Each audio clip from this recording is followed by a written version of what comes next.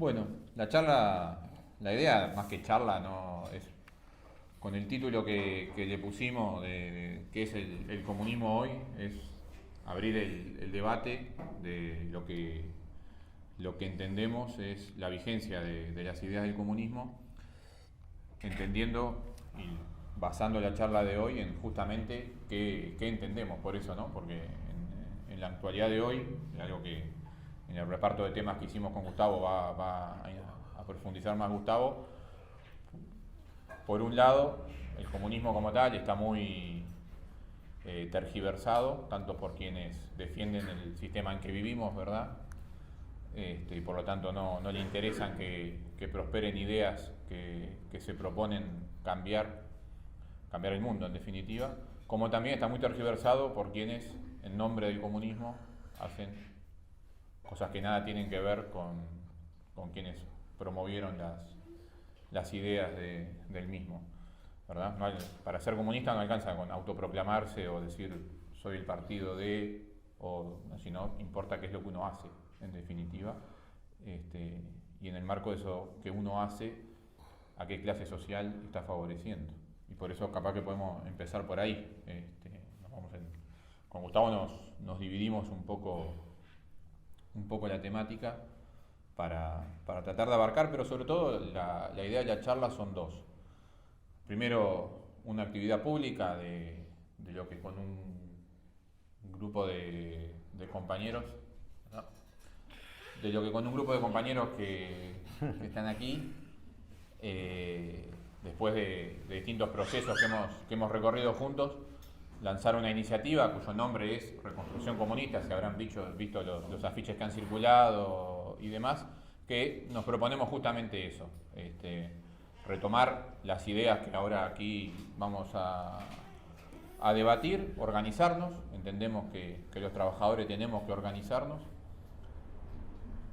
pero sin autoproclamarnos soberbiamente, digamos, somos el partido, pues hay unos cuantos en Uruguay que hay algunos muy grandes y otros muy chiquitos que se autoproclaman ser el partido que representa a los trabajadores y se ponen comunistas, revolucionarios, etcétera, etcétera, pero el problema está después en qué es lo que uno hace, como decía, si crece o no crece en función de eso que uno hace y demás. Por tanto, el objetivo de reconstrucción tiene ese nombre, tiene esa intención que el mismo nombre dice, ¿verdad?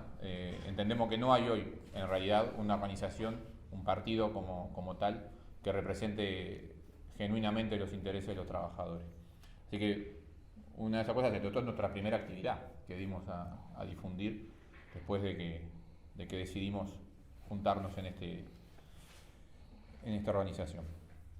Y la segunda es justamente debatir, y debatir no solo entre los que estamos aquí, que estamos acá porque estamos interesados en el tema, sino debatir por qué en realidad defender otra cosa es defender un sistema como el capitalismo, que es un sistema en realidad caduco, basado en la explotación, caduco en el sentido de lo que le puede brindar a la humanidad, obviamente que es un sistema que está vigente hoy en el mundo, de hecho es el sistema en el cual vivimos hoy, ¿verdad? Pero para poder dar este debate frente a cualquiera.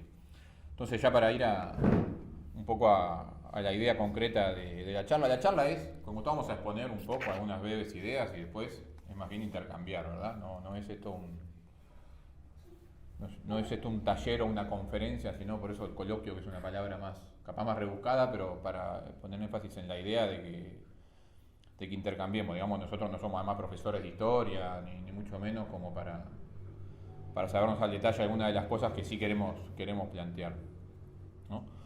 Capaz que yendo primero a los orígenes de las ideas del comunismo, de las ideas de lo que se llama el socialismo científico, es decir, una vez ya 2 siglos atrás, que el capitalismo se comenzó a erigir como el sistema dominante, dejando atrás el sistema feudal y demás. Como dije, esto no es una clase de historia, no vamos a ahondar mucho en eso, pero sí para ir al origen de las ideas, de la principal idea del marxismo, que es entender la historia de la humanidad como la historia de la lucha de clases. Dicho esto siempre en muchos textos, que qué significa esto, que todos los sistemas sociales que han organizado a la humanidad en distintos momentos de la historia, en distintas partes del mundo, está basado en clases donde unas son clases que trabajan y otras clases que viven del trabajo ajeno, tomando distintas formas, el sistema esclavista, el sistema feudal y el sistema capitalista en el que vivimos hoy, donde tenemos a la burguesía, para hablar en los términos que hablan los autores clásicos que tenemos acá, es decir, a quienes son dueños de los medios de producción, de las tierras, del capital, y a quienes no tienen otra cosa que vender, que es más que su tiempo, su fuerza de trabajo, su capacidad de trabajar, que son los trabajadores, y que no tienen más remedio que vender su fuerza de trabajo, en definitiva venderse a sí mismos para sobrevivir. Quien no lo hace se muere de hambre. Eso era así en 1840 y es así en el 2021. ¿Sí? La parte histórica la voy a hacer cortita, pero para sentar las bases, ¿no? Tenemos una vez que el capitalismo comienza a dirigirse, obviamente, sobre todo en Europa, con la revolución industrial, sobre todo, que es cuando el capitalismo se expande y se impone como sistema económico por sobre las otras formas de formaciones sociales, surgen hasta por naturaleza y necesidad los primeros partidos obreros, los primeros movimientos obreros, no comunistas, no socialistas, sino la propia necesidad de los trabajadores de defenderse frente a un sistema que en sus inicios el capitalismo era, si bien podemos decir, era un progreso con respecto a de donde venía la humanidad, a la Edad Media más el sistema feudal, a la necesidad de defenderse frente a lo que el capitalismo fue al inicio, ¿no? Las jornadas laborales de 16 hasta o más horas, niños trabajando en condiciones absolutamente precarias, etcétera, sobre todo cuando el auge de la industria es lo que hace surgir los primeros partidos obreros, las primeras organizaciones obreras.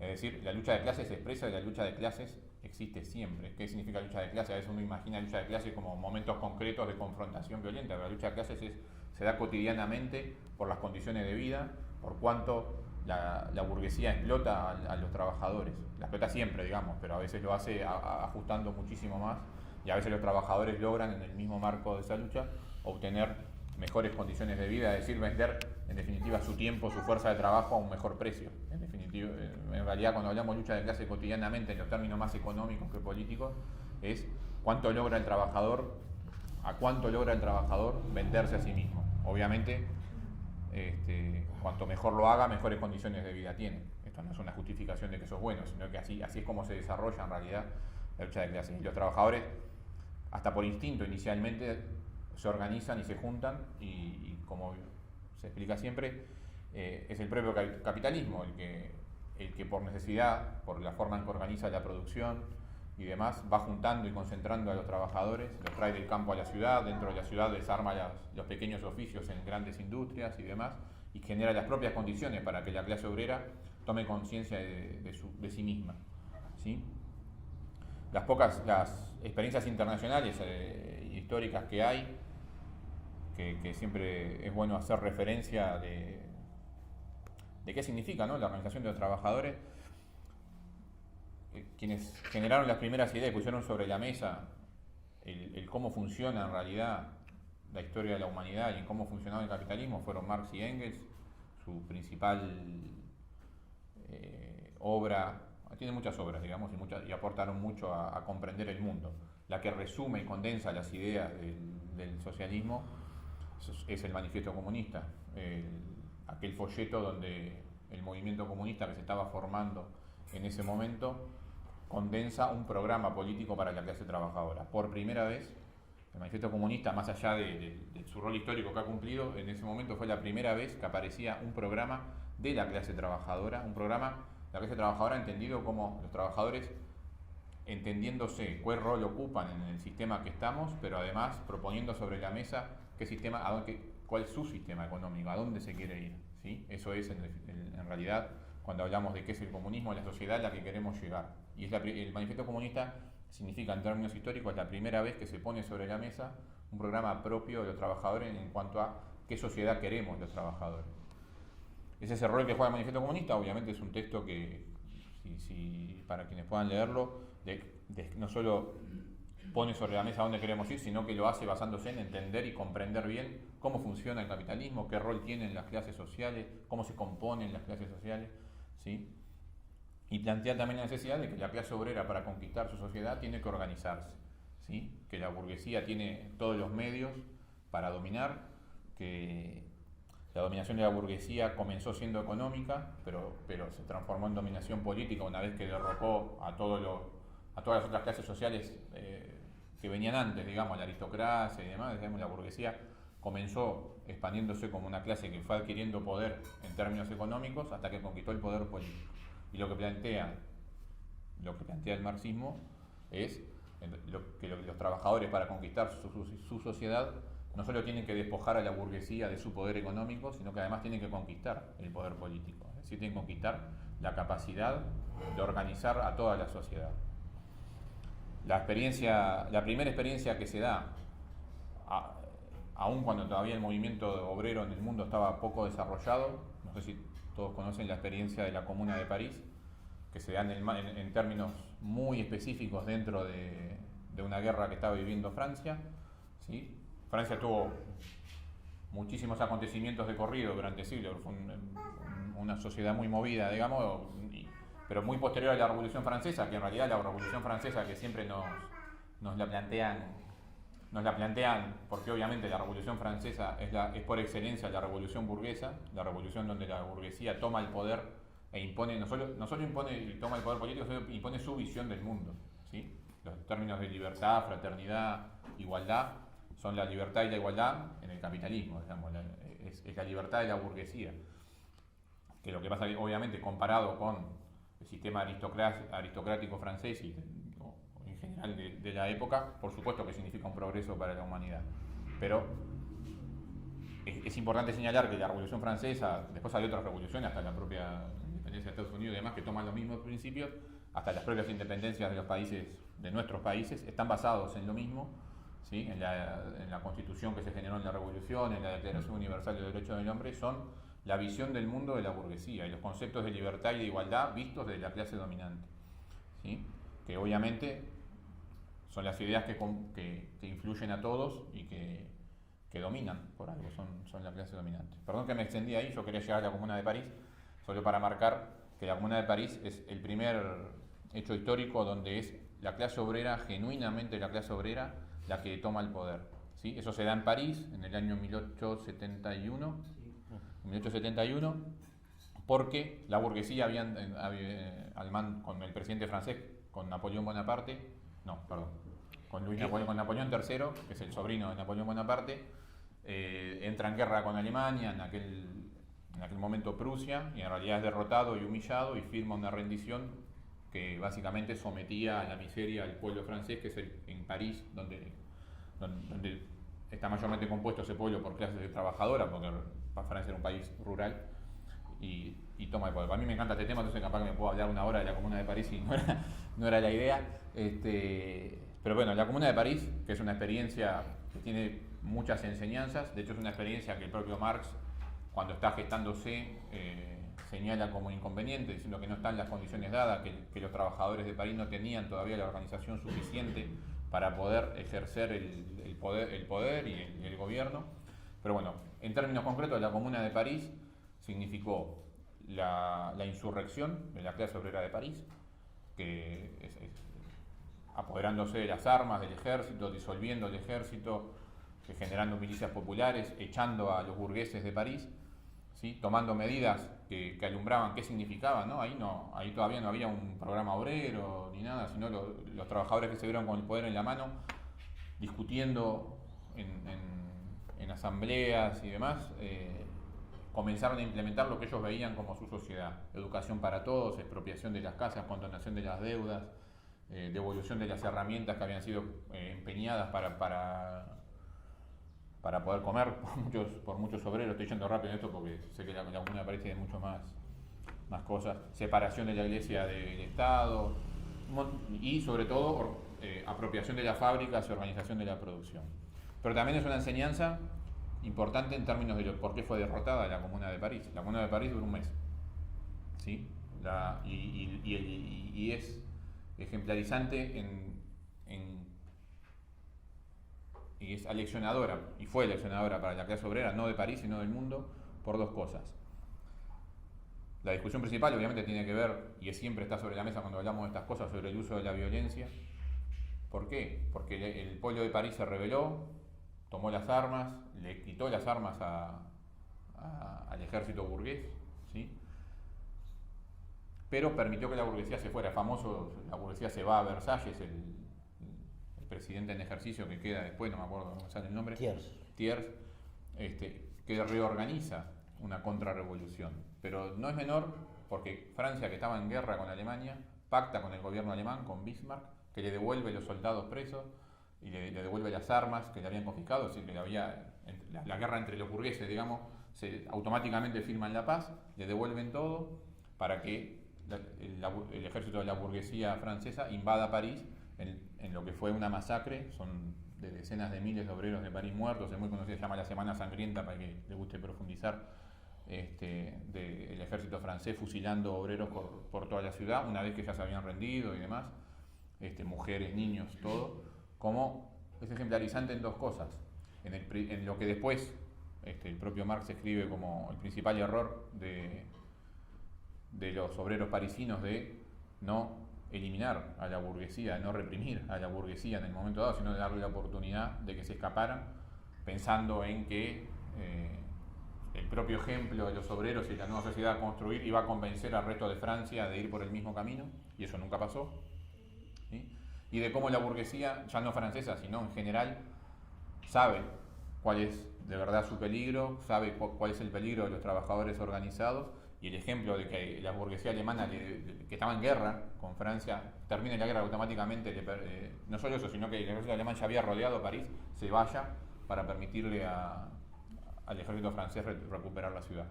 Eso es ejemplarizante en cuanto a que las clases dominantes sí tienen muy claro que son la clase dominante, tienen muy claro cómo funciona el capitalismo y tienen muy claro que tienen que someter a la clase trabajadora, y no vacilan ni un pelo, ni un milímetro en hacerlo cuando lo tienen que hacer, ¿sí? Yo capaz estoy siendo un poco desordenado en cuanto al orden, pero lo que aporta el marxismo tiene que ver con dirimir entre muchas corrientes del movimiento obrero que cuando el capitalismo comenzó a avanzar y la explotación se hace evidente, surgen como necesidad, o surgen instintivamente la necesidad de pensar una sociedad diferente, de cambiar el mundo, etc. Existen muchas corrientes, y dentro de lo que se llama socialismo también existen muchas corrientes. Estaba lo que se llamaba el socialismo utópico, es decir, quienes pensaban que por describir cómo sería la nueva sociedad todos íbamos a estar de acuerdo, la burguesía también iba a estar de acuerdo en organizar la sociedad de un modo diferente. ¿Sí? Utópico, la palabra lo dice, es utópico, la burguesía no entrega sus privilegios y su lugar de dominación solo porque le parece que hay una forma mejor de hacer las cosas, ¿sí?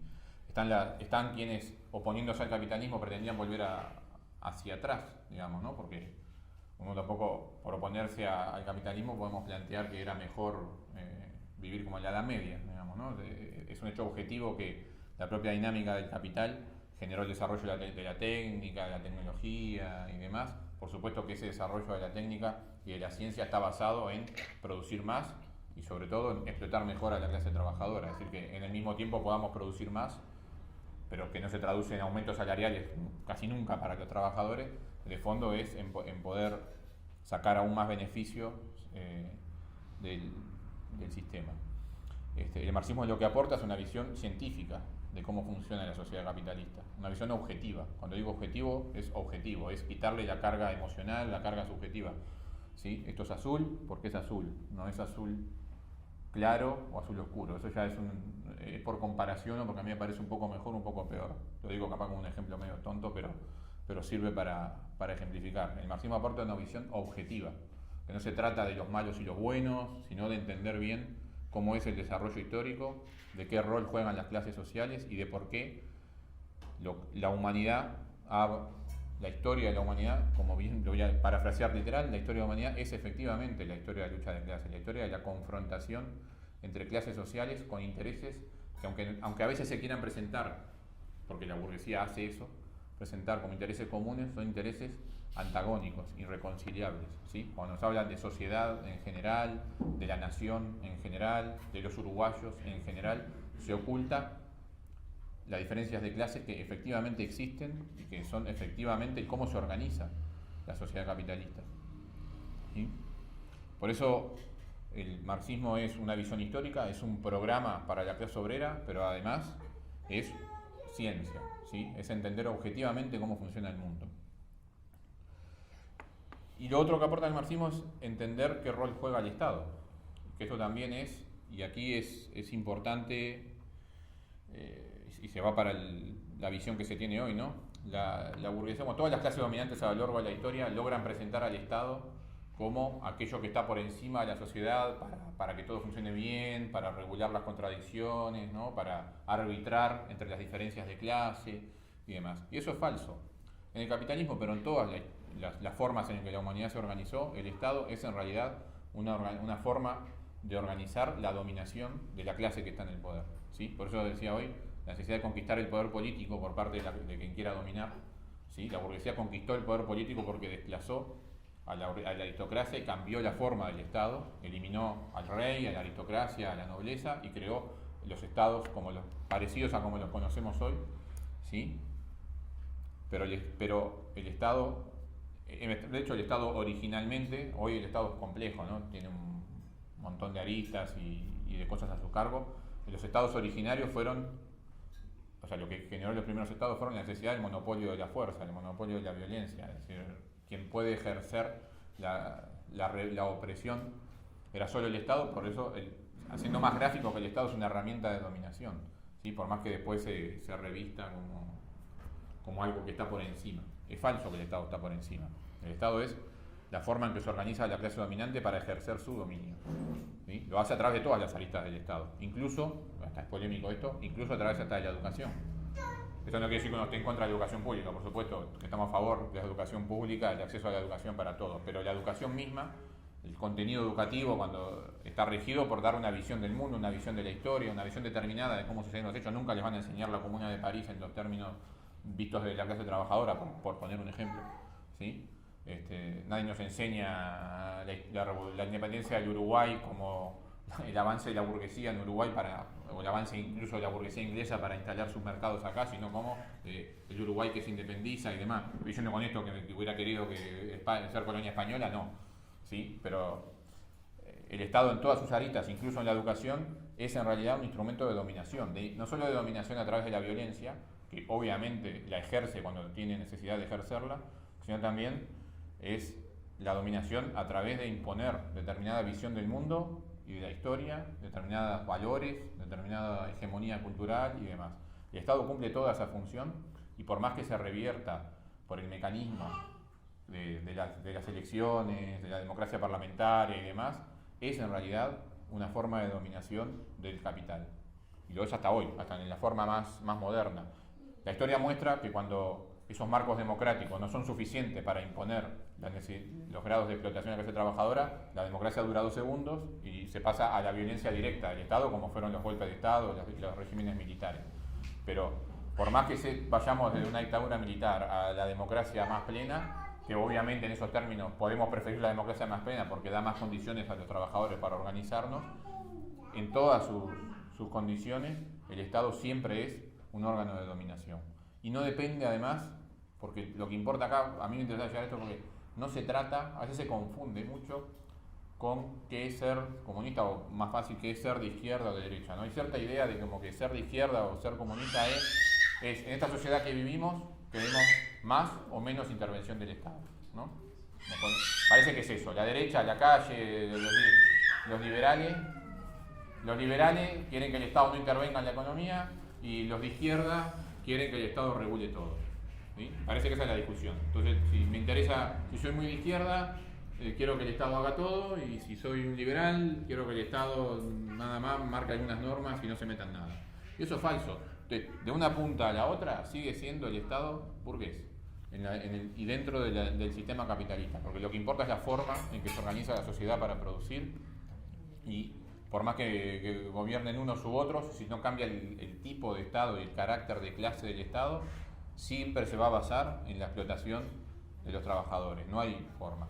La historia reciente del Uruguay lo demuestra, ¿no? Pueden gobernar unos, pueden gobernar otros, ¿sí? Unos pueden tomar medidas que en el marco del capitalismo pueden favorecer un poco más o un poco menos a los trabajadores, pero de fondo la sociedad no cambia, la pobreza no se elimina porque la pobreza es intrínseca a la explotación, porque la explotación capitalista necesita para impulsar a la baja los salarios, que es el precio de la fuerza de trabajo, necesita un grado de desocupados, de gente que viva mal y demás, ¿sí? Porque esto está basado. Lo que sí le funciona al capitalismo es la competencia, no solo la competencia en vender celulares y que compitan entre tipos de precios, sino la competencia entre los trabajadores por venderse a sí mismos. Y eso impulsa siempre a la baja los salarios, que es el precio de nuestra fuerza de trabajo. Y eso se basa, por tanto, yo quería llegar a esto porque ser comunista no significa que en el marco del Estado capitalista hacer que el Estado intervenga más.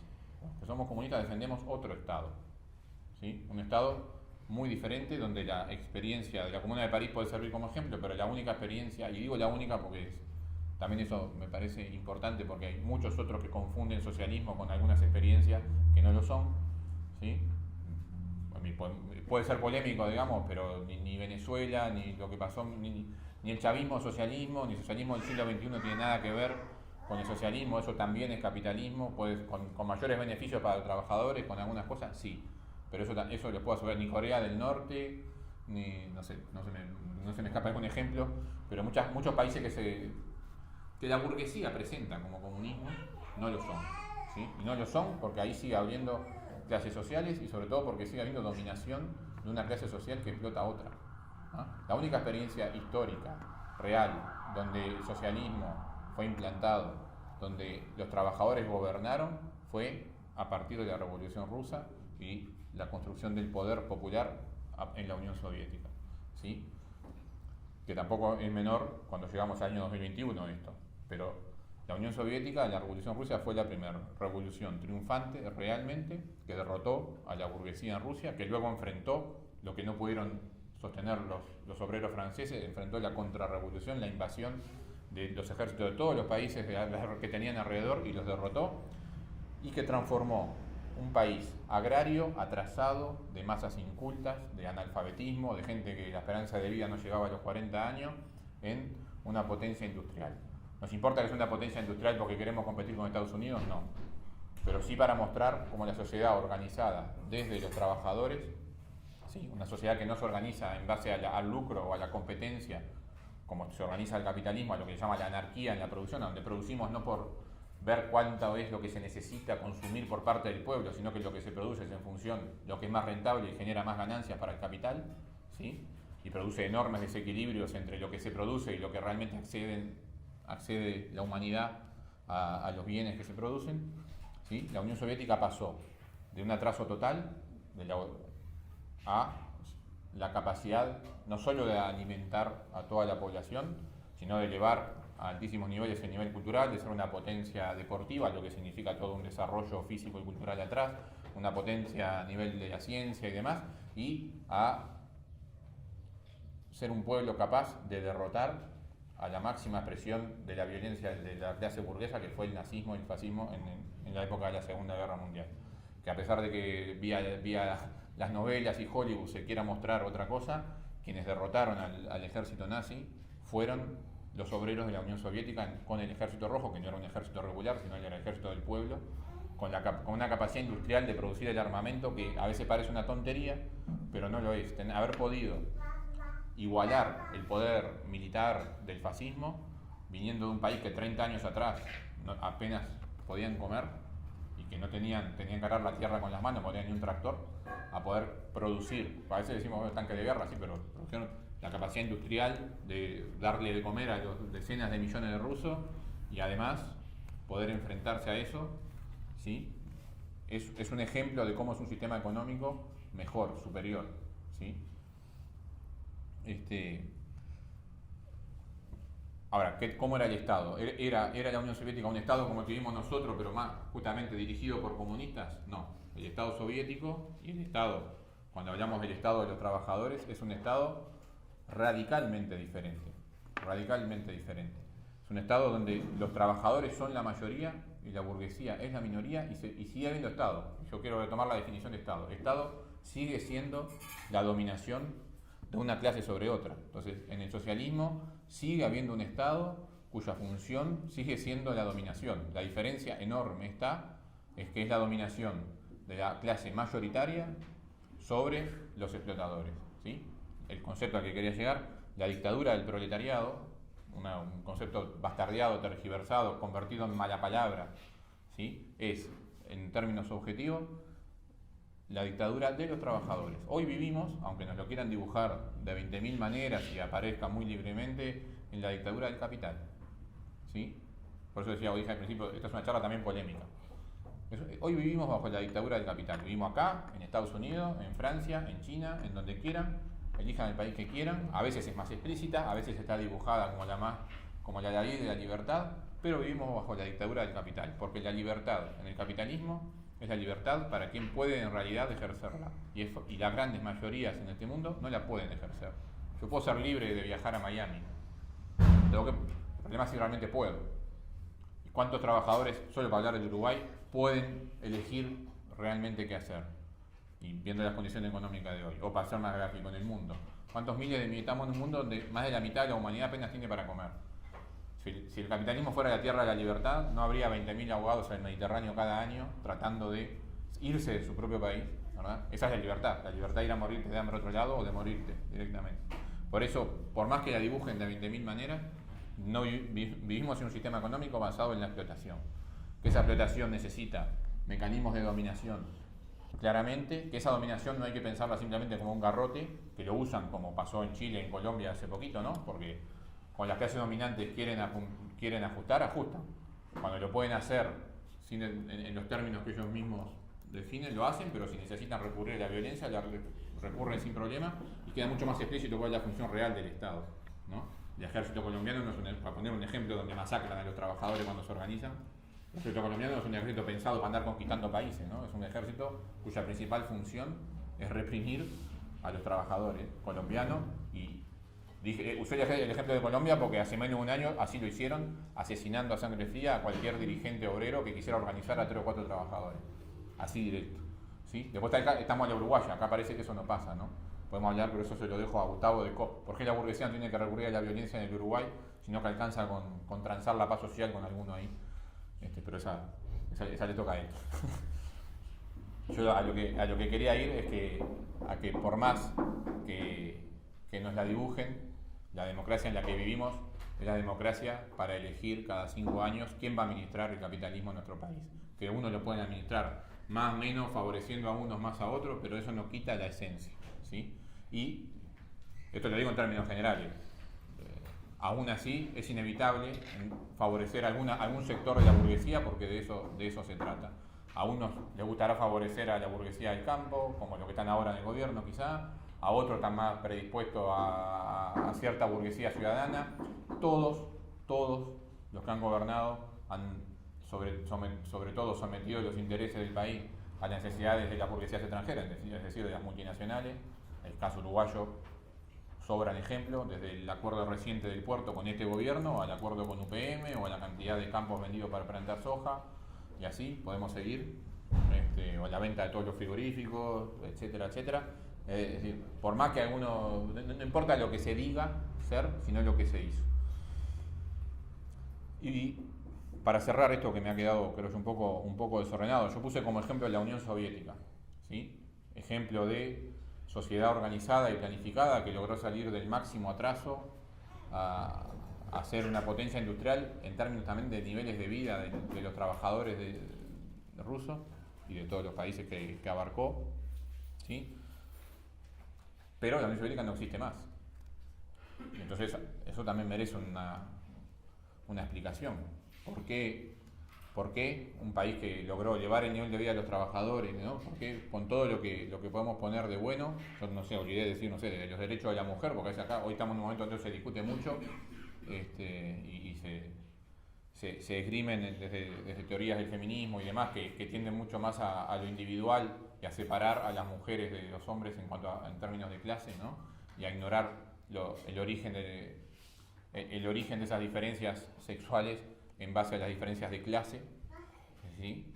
En donde la Unión Soviética, para cualquiera, hay compañeras que sé que lo manejan bien, muchas de las cosas que hoy se reclaman en la Unión Soviética ya estaban totalmente conquistadas en cuanto a términos de derechos para las mujeres. O sea, entonces, volviendo hay que explicar qué pasó, ¿sí? Es importante saber que en la Unión Soviética, por los años 50, existe un viraje en la conducción del Partido Comunista de la Unión Soviética, en lo que en términos históricos se conoce como revisionismo, ¿sí? Que lo que fue en realidad fue un sector muy burocratizado del Estado soviético que se hace con el poder y pone dos premisas. Pone varias, pero dos principales.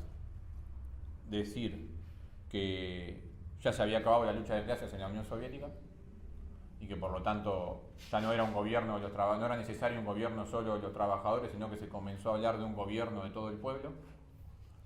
¿Sí? Eso fue una de las cosas, el 20 Congreso de... 20, ¿no? ¿O 16?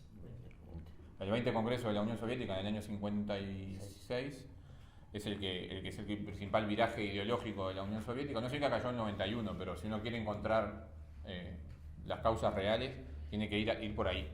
¿Sí? En realidad tiene que ver todo, porque por algo había esta casta burocrática en el año 56, que es la que da una especie de golpe adentro de la Unión Soviética y se hace con el poder. Eso significa que en la Unión Soviética, que podemos defender desde el año de la Revolución Rusa, del 17 hasta el 56, ¿no? La Unión Soviética de Lenin, después de Stalin, la que enfrentó a Hitler y lo derrotó, etc., errores también cometió, justamente. Y de eso se trata, de que para hablar de comunismo y para hablar de construir una sociedad diferente hay que ver todo lo que pasó y asumir críticamente que las cosas se hicieron mal. Y entender si se hicieron mal porque se tenía un claro interés o si fueron errores que no se pudieron detectar o por qué ocurrieron los errores. ¿Sí? Lo que sí es claro que en la Unión Soviética lo que nunca se acabó fue la lucha de clases, que esto es otra cosa importante. Las revoluciones que pueden poner a la clase obrera en el poder no transforman de la noche a la mañana la sociedad. Simplemente cambia de manos el poder. Después hay que quitarle a la burguesía su poder económico, tener los medios de producción y la burguesía no desaparece. De hecho, esa es la historia. La burguesía no desaparece de la noche a la mañana. Sigue intentando vez tras vez retomar el poder. A veces por las armas, a veces por la dominación cultural, que tampoco cambia de la noche a la mañana, ¿no? O sea, los hombres y mujeres, no por derrotar a la clase dominante, automáticamente se despiertan con valores distintos y principios distintos. Los hombres y mujeres, para construir una sociedad diferente, provienen de esta sociedad. Y eso hay que comprenderlo muy bien. Nosotros todos estamos imbuidos de los valores que la burguesía nos impone. Y no lo hacemos porque somos mala gente, digamos. Es lo que a través de los años y de la educación y de los valores que nos transmiten y de cómo nos cuentan la historia y de un montón de cosas que bajan por muchos lados, tenemos incorporado como qué es lo que está bien y lo que está mal, qué es lo socialmente correcto y lo que no. Y eso no cambia de un día para el otro porque hagamos la revolución, para ser claro. Y el problema está en creer que sí, y en creer que ya está. Que una vez que está, todo funciona bien. Mucho de eso hubo en la Unión Soviética, errores de ese tipo. ¿Sí? De ignorar que, por ejemplo, primero, que el mundo no se había transformado en socialista, que la mitad del mundo seguía bajo el dominio del capital y por lo tanto de la burguesía, intentando vez tras vez anular, porque si algo generó la Unión Soviética fue movimientos obreros en todo el mundo. El ejemplo del Estado soviético y el nivel de vida de los obreros de la Unión Soviética era un ejemplo que inspiraba a luchar a los obreros de todos los países del mundo. Y contra eso el capital tuvo que reaccionar. Eso significa que burguesía en la Unión Soviética hubo siempre, siendo una clase minoritaria y desplazada del poder, pero hubo siempre. Y cuando en el año 56 se cambian las premisas principales de la conducción del Estado soviético acá ya somos todos iguales, ya no es necesario un gobierno solo de los trabajadores, ¿sí? Se tradujo también a nivel económico, ya no es necesario planificar de la misma manera, ya los trabajadores se pueden regular por sí mismos, etcétera, etcétera. Es donde comienza lo que 40 años después lleva a la implosión de la Unión Soviética, la perestroika, las políticas económicas que se implementaron sobre el fin de los 80, que no eran más que ir abriendo de vuelta al libre mercado la economía soviética, que terminó, obviamente, si vos abrís la puerta al capitalismo otra vez, la burguesía rápidamente conquista poder económico, tiene la capacidad económica de dominar y en poco tiempo obtuvo nuevamente el poder político en la Unión Soviética. ¿Sí? Pero empezar a hablar y eso tradujo a muchas más cosas, ¿no? Bueno, la dictadura del proletariado ya no es necesaria, ¿sí? Ya no es necesario un partido solo de los trabajadores, Y eso lo podemos ver, y yo termino, le cedo a Gustavo, en los que se llaman partidos comunistas hoy, particularmente quienes son los herederos de eso que es el PSU, ¿sí? Que tuvo el mismo viraje.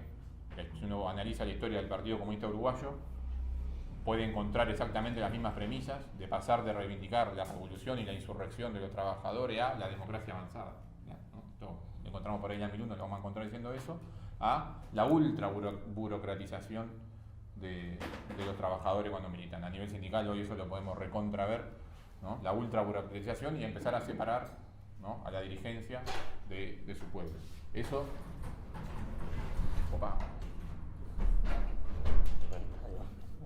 eso que hoy lo podemos ver,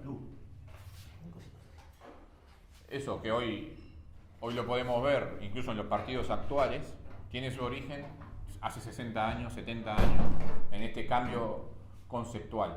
Cambio conceptual que no son otra cosa que elementos ideológicos, ¿no? Porque de fondo, de lo que se trata es de qué ideología se defiende. Ideología solo hay dos. Después puede haber 70 partidos que quieren hacer cosas y se organizan y demás, pero ideología solo hay dos.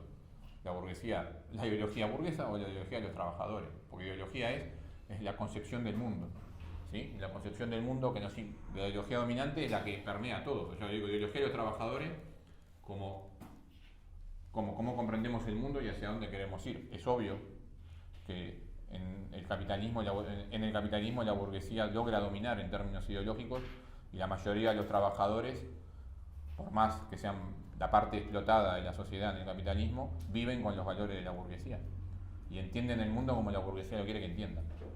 De eso se trata. Si no la revolución sería una papa, ¿no? El problema es, y con esto le cedo a Gustavo, que el capitalismo genera las condiciones para que la clase obrera se organice. Pero el paso está en que la clase obrera adquiera conciencia, ¿no?, de su rol en la sociedad, es decir, sin los trabajadores el mundo no funciona, ¿sí? Es mentira la lógica burguesa donde tenés trabajo gracias al patrón que te dio la posibilidad de trabajar y que fue el que arriesgó porque invirtió, y ese es el discurso en general, ¿no? O sea, vos tenés trabajo gracias a que hay un empresario arriesgando acá. Mentira, sin el trabajo humano la sociedad no funciona y los que trabajan son los trabajadores, ¿sí? Eso, que es falso, ¿sí?, es lo que debe ponerse sobre la mesa. Yo me volví a entreverar, pero es que me entrevero porque si no le saco a Gustavo una parte. Tranquilo. Pero un poco como resumen, lo que nos importaba poner sobre la mesa es la vigencia de la sociedad del comunismo en tanto a cómo comprendemos la sociedad, en tanto a que los trabajadores tienen no solo que enfrentar en el marco del capitalismo al capital por mejoras en sus condiciones de vida, sino que hay que poner sobre la mesa un programa propio que significa un proyecto de sociedad diferente, un proyecto de sociedad de los trabajadores, ¿no? Ese es el eje central de esto. Así que le dejo a Gustavo que reordene. Compañeros y compañeras que aceptaron esta invitación, algunos que los conocemos hoy, otros camaradas de todas las horas, no es muy frecuente que sucedan cosas como estas, ¿no? Que un grupo de gente se junte una primavera de tarde a discutir qué cosa es el comunismo hoy o qué cosa es ser comunista hoy. Menos frecuente aún es hacerlo en el marco de esta simbología que nos rodea. Y yo quiero felicitar a quienes hicieron este trabajo, porque también en esto de la desfiguración histórica, en esto de cambiarnos la historia, también nos han cambiado estas ideas de qué mostrar y qué no mostrar, de qué sentir orgullo y de qué no sentir orgullo. Yo antes de entrar en los 4 o 5 temas que brevemente pretendo desarrollar o aportar al debate, quiero decir que si alguien pasa por ahí distraído y mira hacia adentro y ve esto, seguramente concluya 2 cosas. O que esta es una reunión de locos, que en el pleno siglo XXI están discutiendo qué cosa es ser comunista cuando el capitalismo se pasea por el mundo enseñoreado como la única realidad posible. O que nos fugamos todos del Parque Jurásico y nos encontramos acá de nuevo para discutir entre nosotros. Porque por algo que decía Federico, porque las clases dominantes han instalado la idea en la sociedad que la reivindicación del comunismo es producto de lo viejo, de lo vetusto, de lo trazado, de lo derrotado, de lo ahistórico, de lo atemporal. Y que lo nuevo es el capitalismo. Lo victorioso, lo triunfante, lo que reina. Y para nosotros es exactamente al revés. Lo nuevo es por definición lo que todavía no tuvo lugar. Y lo que todavía no tuvo lugar en el mundo, o tuvo lugar por un brevísimo periodo de tiempo, fue un gobierno de los trabajadores, por los trabajadores y para los trabajadores. Eso es lo nuevo. Y lo viejo que se presenta como nuevo es un ordenamiento social basado en una apropiación privada del trabajo social, que es el capitalismo, que no ofrece más a la humanidad que la reproducción ampliada de la injusticia, la desigualdad, la miseria, la violencia, la guerra y lo que vivimos todos los días. Entonces los que aparecen como portadores de lo nuevo son en definitiva los que representan un modelo histórico determinado, condenado a desaparecer en su propia evolución. Ahora, como también se dijo, no va a desaparecer el capitalismo, no muere de muerte natural. No va a desaparecer simplemente por el determinismo económico, porque la multiplicación de la injusticia va a alumbrar la conciencia de la humanidad hasta que un día terminamos con el capitalismo. Va a desaparecer si hay un sujeto social, política y socialmente organizado dispuesto a derrotarlo. Y entonces, si nosotros tenemos que definir acá la pregunta que dio origen a este coloquio, ¿qué cosa es el comunista hoy? ¿O qué cosa es el comunismo hoy? Empezaríamos por decir, reconocer que el capitalismo es una relación social injusta, irracional, inhumana, destinada a desaparecer, y que para el cumplimiento de esa tarea, es decir, para ofrecerle definitiva sepultura al capitalismo, en nuestra opinión sigue estando llamada la clase obrera. En ese proceso, nosotros nos enfrentamos a la siguiente realidad. Si el socialismo es infinitamente mejor al capitalismo en su organización social, ¿por qué fracasó? Algunas cosas las señalaba recién Federico. En los hechos, ¿demostró o no el socialismo su superioridad respecto al capitalismo? Bueno, podríamos decir que en los primeros 50 años eso no lo puede discutir ninguna inteligencia sensata en el mundo. Convirtió el país más atrasado del planeta y semifeudal en una potencia en todos los planos. Resolvió los problemas materiales concretos de la clase trabajadora, lo del estómago, lo de la fantasía, lo de la cultura, ¿no? Derrotó, como también se dijo, y esto a veces se dice al barrer, ¿no? Derrotó al nazifascismo. O sea, es la bestia parda, lo peor que le pasó a la humanidad en todo el siglo. 30 millones de rusos murieron, soviéticos, creo que la mayoría de ellos murieron en esa hazaña. ¿No? Yo digo, cualquiera que mire la historia con objetividad, todos los días del año cuando se va a afeitar a lavar los dientes, debería decir gracias a ese pueblo que fue capaz de hacer eso. Sobre todo por las consecuencias que le venía a la humanidad después, si eso no hubiera aparecido, ¿no? Si ese fenómeno no se hubiese producido.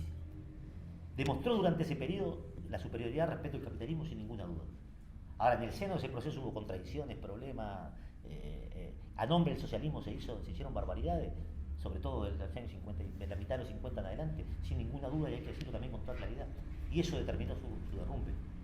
Ahora, ¿en qué lugar nos ponemos nosotros ahí? Y ya nos metemos en los temas. Para ser claro, así que porque un grupo de burócratas de burócratas, podríamos decir cosas peores, haya hecho cualquier desastre en nombre del capitalismo y del socialismo, nosotros nos tenemos que esconder abajo los ladrillos del muro de Berlín y no podemos decir más que el capitalismo es una inmundicia y que se puede construir un mundo distinto. ¿Y por qué? En todo caso, tenemos que señalar críticamente los errores que allí se cometieron y seguir diciendo que el cuerpo, la dualidad dialéctica del marxismo, es decir, un proyecto un análisis histórico y social y un programa de transformación de la realidad, siguen estando vigentes. Porque si no estuvieran vigentes, la conclusión sería la que nos dice la clase dominante. El capitalismo es el fin de la humanidad, lo que equivale a decir la humanidad no tiene más destino. Este es el destino, ¿no? El que se señalaba acá, el que algunos se mueran ahogados, el que otros coman o dejen de comer en relación a otras cosas, en que vivir o morir depende del tamaño de tu billetera, en donde lo que conocemos todos y lo que vemos, ¿no? O, si vamos un poco más allá, Afganistán, el marxismo dice, la historia es el motor, ¿verdad? La historia es el motor que hace avanzar a la humanidad, ¿no? Eso es cierto, ciertamente. Ahora, a veces también tiene freno de mano y marcha atrás. Si vamos a Afganistán hoy, vemos mujeres que volvieron a la Edad Media, por ejemplo. Después de 20 años de intervención imperialista y cientos de miles de millones de dólares gastados ahí. Entonces, digo, para ver en qué lugar y en qué situación estamos. En Uruguay, las ideas avanzadas, las ideas de izquierda, las ideas del movimiento obrero, tienen sus orígenes en la segunda mitad del siglo XIX sobre todo producto del proceso migratorio de obreros europeos, muchos de ellos, de los cientos de miles de exiliados de la Comuna de París, muchos llegan acá, franceses, italianos, españoles, herederos de la Revolución Cantonalista, en fin, son los que introducen las ideas del socialismo en Uruguay. Por entonces muy fuertemente influenciados por los procesos de la Comuna de París, por los debates que se daban en el término de la Primera Internacional, en 1872, ahí se da una pelea entre Marx y Bakunin. Bakunin, ustedes saben, es la expresión más encumbrada del pensamiento anarquista de la época. Allí se da el proceso de formación de los primeros sindicatos en Uruguay. Y entrado el siglo XX, el proceso fundacional del Partido Socialista entre 1905 y 1910. El Partido Socialista que tiene influencia, digamos que disputa por primera vez con ciertos sectores de anarquismo la influencia sobre la clase obrera, ¿no? Dirigido por un hombre que se llamaba Frugoni, un doctor, abogado, fue rector de la universidad, era un polemista de fuste en la prensa de la época, un fino intelectual, en fin. Triunfa la Revolución de Octubre en 1917, este es el acontecimiento más grande en la historia de la humanidad desde el punto de vista de la clase obrera, digamos, cambia la humanidad, obviamente eso de los debates se instalan en el movimiento obrero uruguayo, ¿ah? Se empieza a tomar posición, un sector toma posición entusiasta, abierta, en defensa del proceso soviético y del partido de Lenin en aquella revolución, otro sector cuestiona aspectos como por ejemplo la dictadura del proletariado o ciertas otras cosas. En ese marco de definición, de ebullición, de convulsión, de debate del movimiento obrero, Lenin funda la Tercera Internacional después de romper con la Segunda Internacional, y en el año, esto es un proceso rápido, la Segunda Internacional se parte, la Internacional era el Partido Internacional de la Clase Obrera, ¿no? La Segunda Internacional se parte a partir de la tradición abierta de un sector de la socialdemocracia que vota los créditos de guerra, digamos, ¿no? Digamos que en su parlamento habilita que los obreros vayan a matar a otros obreros en nombre de la patria y de la cuestión, ¿no? Lenin, que no hace una sola concesión nunca en toda su obra a las ideas del revisionismo, a las ideas de la socialdemocracia, a las ideas, ¿no? Ha tenido una extraordinaria flexibilidad táctica siempre, ¿no? Era Lucas creo que decía que Lenin era un práctico de la teoría y un teórico de la práctica, ¿no? O sea, un individuo con una enorme capacidad de flexibilizar su táctica. Ahora, nunca hizo una concesión ideológica. No hay una sola línea donde le haga una concesión ideológica a otro. Y en ese marco se rompe la Tercera Internacional. La Segunda Internacional, debo decir, perdón, yo voy muy rápido, se funda la Tercera Internacional. La Tercera Internacional impone un conjunto de condiciones a los partidos del mundo, le propone, ¿no?, un conjunto de condiciones a los partidos del mundo para adherir a la Internacional. Entre ellas, una de las condiciones era pasarse a llamar Partido Comunista, y otras que podemos repasar si el tiempo nos da. En Uruguay ese debate se da en el seno del Partido Socialista. Y un hombre que había sido peluquero y que por entonces era obrero portuario, Eugenio Gómez, enfrenta en el Congreso del Partido Socialista a este doctor, rector de la universidad, jurisconsulto, etcétera, etcétera, etcétera, que era Emilio Frugoni, defendiendo las posiciones de Lenin y la necesidad de adherir a la Tercera Internacional y pasarse a llamar Partido Comunista. La abrumadora mayoría, 86% de aquel Congreso, esto se discute entre la gente que hace más historia fina, pero la discusión es si era el 90 o si era el 80, pero la abrumadora mayoría de aquel Congreso del Partido Socialista adhiere a las posiciones de Gómez, que eran las posiciones de Lenin de la Tercera Internacional, y allí se funda en Uruguay el Partido Comunista, que acaba de cumplir, el Partido Comunista en Uruguay, que acaba de cumplir 101 años el pasado 21 de septiembre. Este hombre Gómez luego es diputado, Gómez es un constructor de partido, un dirigente sindical en la Federación de Obreros del Puerto, pero además a nivel internacional, en la Internacional Sindical Roja, que era la coordinación internacional de los sindicatos de la Tercera Internacional, da un impulso importante al movimiento obrero. Hasta entonces el movimiento obrero era dirigido por los anarquistas, que con enorme coraje, digamos, y con mucha valentía, todavía defendían los sindicatos por oficio, ¿no? Es decir, había sindicatos de panaderos, de carpinteros, se organizaban por oficios. Es a partir del impulso de Gómez, sobre todo en la Federación de Obreros del Puerto, que comienzan los sindicatos por rama, lo que le da a la clase obrera, digamos, todos los trabajadores del puerto en una rama se organizaban un sindicato, todos los trabajadores de la industria de la madera se organizaban en un sindicato, independientemente si eran carpinteros administrativos o guardias de seguridad, lo que le daba a la rama una fuerza, naturalmente, a la lucha aún mayor, le daba un cuerpo a la clase, una identidad de clase mayor. Hay que decir de este proceso fundacional del Partido Comunista en Uruguay que Eugenio Gómez en su condición de diputado, se convierte efectivamente en un tribuno popular en el Parlamento. Desarrolla entre múltiples acciones una destacadísima que da origen luego a los consejos de salario, o sea, es parte de lo que luego termina en lo que hoy conocemos como los consejos de salario, que es una investigación parlamentaria, como esas que hoy se votan en el Parlamento, sobre la situación de los obreros de la industria, cuyo informe de conclusión se llama El hambre en Uruguay, y todavía se puede encontrar en un libro de los años 40, se puede encontrar por allí. Es una cosa tan impactante como disfrutable, impactante en el sentido de darse cuenta cuáles eran las condiciones concretas de vida, de existencia material de los trabajadores, y disfrutable desde el punto de vista de ver la consecuencia de aquel hombre que en el curso de su investigación parlamentaria se entrevistó con más de 1.500 obreros en su lugar de trabajo, ¿no? O sea, dedicó sus 5 años al Parlamento a estudiar el problema de los trabajadores, la clase obrera del hambre, ¿no? Y a partir de ahí se comienza un proceso de negociación que luego termina en lo que hoy conocemos de alguna manera como los consejos de salario, ya en el gobierno de la mesa en Uruguay, año 46 o por ahí, discúlpeme si hay alguna imprecisión en la fecha. Gómez fue un entusiasta defensor del proceso de la Unión Soviética. Y Gómez fue además, en aquel periodo, un amigo de la Unión Soviética. Hay un uruguayo que desde la época que conoció a Lenin, un historiador, también están sus libros por ahí, que se llamó Francisco Pinto, fue el único uruguayo que conoció a Lenin, que era en principio de ese grupo duro, digamos, del equipo de conducción, dirección de aritmética de Gómez, casi todos de origen obrero. Cuando el revisionismo comienza a tomar cuerpo a mitad de la década de los 50 en la Unión Soviética, ese proceso se expande al mundo.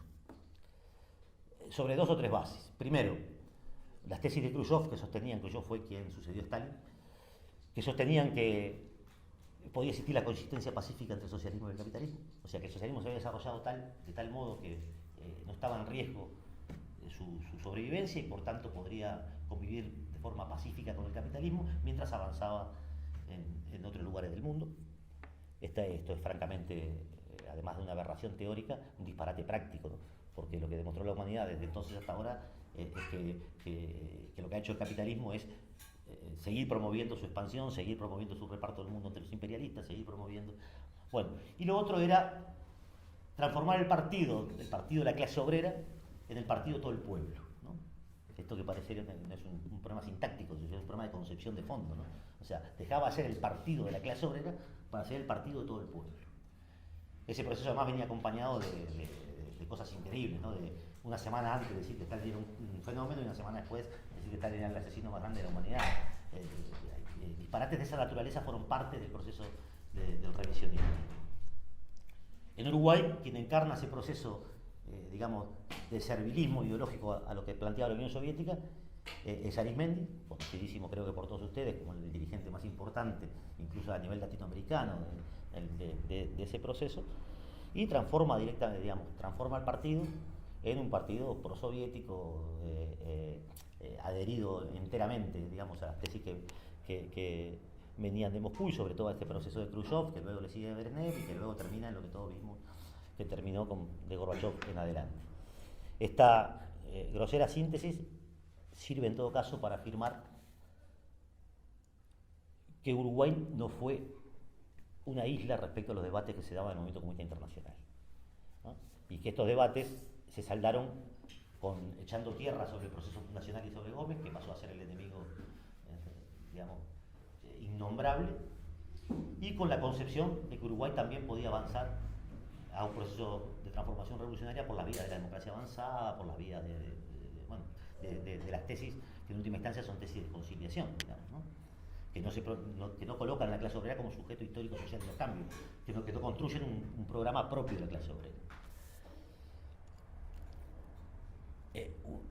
Una vez que producto de sus propias contradicciones y también de la acción del enemigo implosiona el campo socialista, en Uruguay también se da el mismo proceso. Entonces Navarra sale corriendo para un lado, otra para el otro, otros dicen que nunca dijeron que la dictadura del proletariado servía, otros dicen que nunca fueron comunistas, otros dicen que, en fin, ¿no? De aquel proceso que terminó en cualquier cosa, el de los años 90, acá hay camaradas que también lo vivieron, que fue muy doloroso, y yo quiero decir esto porque una cosa es que uno golpee severamente a esa dirección y sepa cuál fue el rol que esa dirección cumplió. Y otra cosa es no tener la honestidad de reconocer que en el seno de ese partido estaba lo mejor de la clase obrera del Uruguay. Y que en tiempo de resistencia a la dictadura fueron, entre otros, pero no se puede dejar de nombrar el heroísmo de los comunistas a la hora de resistir a la dictadura, de los obreros comunistas, las bases comunistas a la hora de resistir a la dictadura. Entonces, aquello que lo cortés no quita lo valiente, ¿no? Una cosa es decir, hubo direcciones de partido que trabajaron directamente en función del revisionismo para destruir la perspectiva comunista de Uruguay, y otra cosa es decir, en el seno de ese partido anidó y capaz que todavía anida una parte importante de la clase obrera que será para nosotros un factor determinante, fundamental, central en el proceso de transformación revolucionaria. Nosotros nos queremos plantear hoy aquí, y para ya concluir y habilitar el intercambio, el debate que nos parece que es lo mejor, 2 o 3 preguntas. Primero es, ¿por qué decimos nosotros que el marxismo-leninismo como cuerpo de ideas, como programa de transformación y como análisis histórico y social hoy está vigente? Nosotros no creemos que el capitalismo, que una fuerza externa vaya a derrotar al capitalismo. El capitalismo se ha derrotado por la fuerza que él mismo genera, por la fuerza que anida en su seno, por la clase obrera, no solo por el papel insustituible que ella cumple en el proceso económico y en la producción, sino por aquello que señalaba Marx en la página final del manifiesto, porque la clase obrera es la única que no tiene para perder más nada que su cadena, y en tanto lo que sí tiene es un mundo nuevo para ganar. Y es esa la clase que en el proceso de liberación libera al resto de la humanidad, ¿no? Porque hasta en el curso de todas las revoluciones anteriores, las que terminaron con el feudalismo, con el esclavismo antes, las que terminaron la Revolución Francesa, la Revolución burguesa que conocemos hasta nosotros, incluso las revoluciones independentistas o anticolonialistas, no hicieron más que sustituir una clase por otra en el poder, ¿verdad? Dejando siempre a clases subalternas, a clases explotadas, a clases oprimidas, a clases cuyo rol en la sociedad era sostener, digamos, la apropiación privada. Es la clase obrera la única que puede resolver ese problema, desde el punto de vista objetivo, la única que puede, en el proceso de su liberación, terminar efectivamente con el proceso de la clase. Es decir, convertir a los más en clase dominante. Este problema de la dictadura del proletariado, que dicho así, sobre todo en Uruguay, la dictadura parecería que estuviéramos hablando de no sé qué, no es otra cosa que eso. Marx en otros textos dice la expresión mayor de la democracia, o la democracia obrera real, es decir, el gobierno de los más sobre los menos. El gobierno donde hay libertad absoluta para el trabajo y ninguna libertad para los explotadores. Esa es la democracia que nosotros pretendemos. En la sociedad que queremos construir o aportar a construir, no hay libertad para que alguien viva el trabajo de otro. Y el trabajo dejará de ser, aquello que también señalaba Engels cuando hablaba de la situación de la clase obrera en Inglaterra, dejará de ser el martirio donde el trabajador huye de la fábrica como quien huye una peste, para ser el lugar donde el trabajador se realice, donde crea, donde desarrolle la asociación libre con otros trabajadores, donde el tiempo utilizado para el trabajo no sea el tiempo utilizado para la explotación, sino para el disfrute general de una sociedad que se organiza por el trabajo. Entonces, eso es lo que nosotros entendemos como el dictadura del proletariado en su organización económica, social y política. Y en términos políticos, además, es el gobierno, es con lo que planteaba Lenin, es el gobierno de los soviets, es el gobierno de los trabajadores organizados, es el gobierno de los sectores populares organizados definiendo su propio destino. Es la planificación económica que coloca las necesidades de los hombres y mujeres por encima de las inmundicias del capital, que dice cuánto podemos producir, cómo podemos producir y de qué manera lo podemos distribuir, de manera tal de asegurarle al conjunto de la humanidad las condiciones mínimas para su desarrollo y sobrevivencia. Entonces, ¿por qué no podemos hablar de eso? ¿Y por qué no podemos decir hoy en el siglo XXI nosotros seguimos defendiendo la perspectiva de la revolución obrera y de la construcción de la dictadura del proletariado como alternativa para la humanidad? Y cuando decimos como alternativa para la humanidad, esto también lo dijimos muchas veces, pero parece que está bueno por lo menos problematizar sobre esto. Seguramente existan sectores sociales, intelectuales, capas medias, pequeña burguesía incluso, que tengan interés en el socialismo como idea. Ahora, la clase obrera y los sectores populares del mundo entero, más que interés, tienen necesidad del socialismo.